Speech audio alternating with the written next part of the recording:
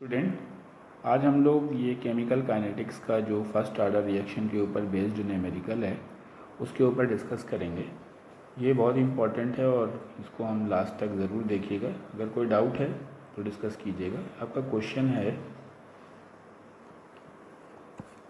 A first order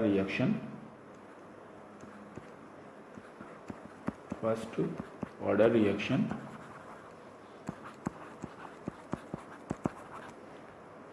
take 30 minutes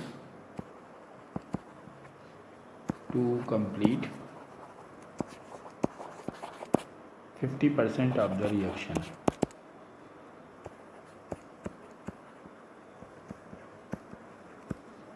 How much time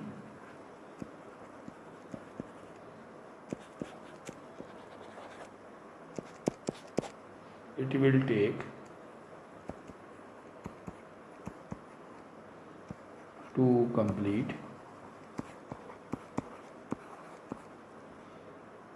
87.5% of reaction.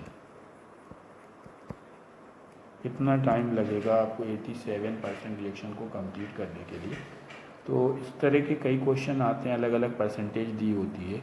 Video को last तक देखिएगा और कैसे सॉल्व करेंगे, ईजीएस्ट वे कौन सा होगा जिससे कि आपको कम से कम कैलकुलेशन करना पड़े और रिएक्शन आसानी से सॉल्व हो जाए, तो क्वेश्चन का आंसर बिल्कुल करेक्ट मैच कर जाए। तो जैसा कि आप देख पा रहे हैं कि इसमें क्वेश्चन में बोला गया कि it is a first order reaction. तो हमने यहाँ पे सबसे पहले तो फर्स्ट ऑर्डर रिएक्शन का जो रेट कांस्टेंट का फार्मूला है K इज इक्वल्स टू 2.303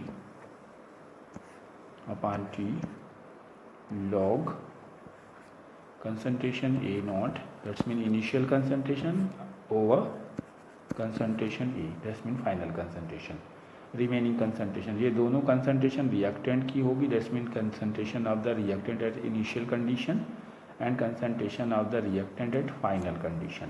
तो जैसा कि क्वेश्चन में आपको बता रहे हैं कि जो आपकी रिएक्शन है वो फर्स्ट ऑर्डर की है और उसमें 50% को कंप्लीट होने में टाइम लग रहा है 30 मिनट्स। अगर मिनट में ही सॉल्व करना चाहते हैं तो मिनट में ही रख दें, कोई इशू नहीं है। तो हम लोग यहाँ पे पहली क्वेश्चन के लिए वैल्यू पुट करेंगे K is equals to 2.303 by 30, क्योंकि 30 मिनट्स लग रहे हैं, और लॉग।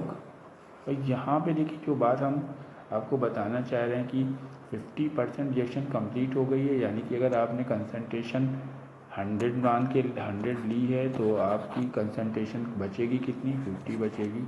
अगर आपने यहाँ पे 1 ली है तो यहाँ 0.5 बचेगी।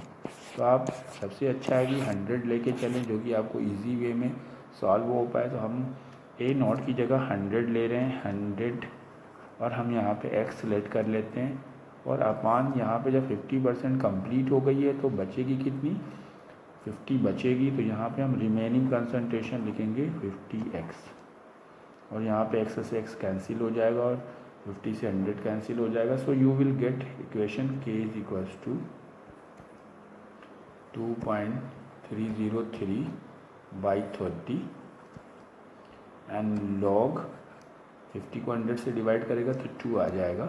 और यहाँ पे हमारी इसको हम इक्वेशन 1 लेट कर देते हैं। इस तरह से एक इक्वेशन बन जाती है। अब हमारी दूसरी जो कंडीशन है कि उसमें टाइम पूछा गया है कि अगर आपका यहाँ पे आप चाहें तो अगर सॉल्व करेंगे तो K की वैल्यू निकालना है तो हम रेट कांस्टेंट की वैल्यू को फाइंड आउट कर सकते हैं। लेकिन प्रॉब्लम क्या है, अगर आप रेट कांस्टेंट की वैल्यू को फाइंड आउट कर लें और फिर उसको नेक्स्ट इक्वेशन में पुट करेंगे तो आपका कैलकुलेशन लेंदी हो जाएगा।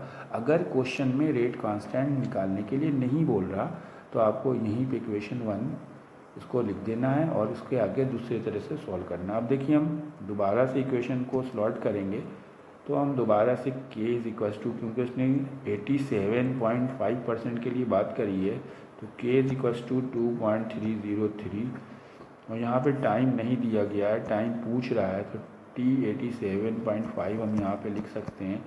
और लॉग यहाँ पे हम फिर से ऊपर 100x लिख देंगे।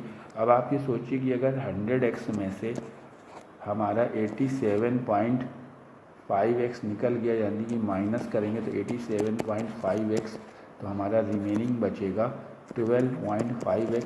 तो हमें नीचे रिमेनिंग कंसंट्रेशन लिखनी है, जो कि हम यहाँ पे लिखेंगे 12.5x। जितना भी रिएक्शन कंप्लीट हो जाए उसको 100 से माइनस करके नीचे लिखना है। अब यहाँ पे जब आप x से x को कट कर देंगे और 12.5 से 100 को कट कर देंगे तो आपका आंसर आ जाए k is equals to 2.303 by t 87.5 और log यहाँ पे आपका आ जाएगा, अगर आप कट करेंगे तो ये आपका आ जाएगा 8, और इसको आप इक्वेशन 2 दे देंगे।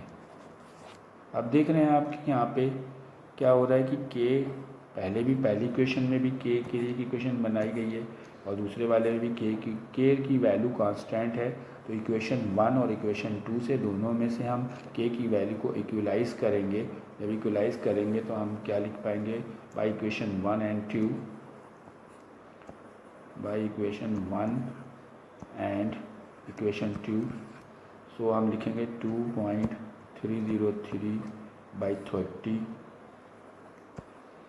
log 2, that's equal to 2.303 by t and log 8। अब यहाँ से हम देख रहे हैं ऊपर से दोनों डिनोमिनेटर से 2.303 को हम कट कर सकते हैं। अब हमारा बच्चा log 2 by 30 is equal to log 8 by t। तो हम लिख रहे हैं log 2 by 30 is equal to log 8 by t। अब हम यहाँ पे 8 को log 8 को लिख सकते हैं 3 log 2। तो हमने लिखा log 2 by 30 is equal to 3 log 2 by t, और log 2 से log 2 को कैंसिल कर दिया। सो आपका बचा t is equals to 30 into 3, t is equals to 30 into 3, that's mean t is equals to 90 minutes, यानी कि 87.5% रिएक्शन को कंप्लीट होने में 90 मिनट्स लगेंगे। अगर आपकी इक्वेशन का 50% 30 मिनट में कंप्लीट हो रहा है। इसी तरह से आपको जो भी वैल्यू दी जाएगी उसको उसके अकॉर्डिंग आप सॉल्व कर पाएंगे, और इस तरह के बहुत सारे क्वेश्चन आप सॉल्व कर सकते हैं। लेकिन आपको ध्यान क्या रखना है कि 2 इक्वेशन ड्रॉ कर लीजिए। 2 इक्वेशन ड्रॉ करने के बाद आप उनको इक्वलाइज कर दीजिए। अगर आप उसमें वैल्यू k की कैलकुलेट करवा रहा है तो कैलकुलेट कीजिए, अदरवाइज़ उसको कैलकुलेट करने की ज़रूरत नहीं, जैसे कि हमने इस इक्वेशन में किया। ओके स्टूडेंट्स, वीडियो अच्छी लगी हो तो कमेंट सेक्शन में ज़रूर लिखें और नेक्स्ट वीडियो का वेट करें। Thank you, good bye.